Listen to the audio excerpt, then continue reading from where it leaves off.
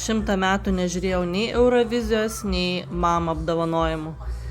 Tai ką jūs pamatysit, nepatikėsit. O jūs žiūrit Euroviziją arba MAM apdovanojimus?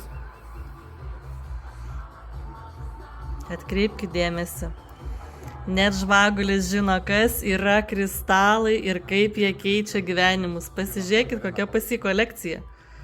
Vau! Vau, kokia kolekcija.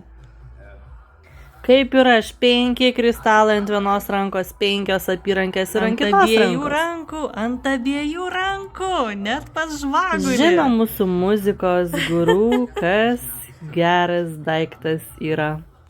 Kas keičia gyvenimus ir kas mums padeda eiti gyvenimo keliu.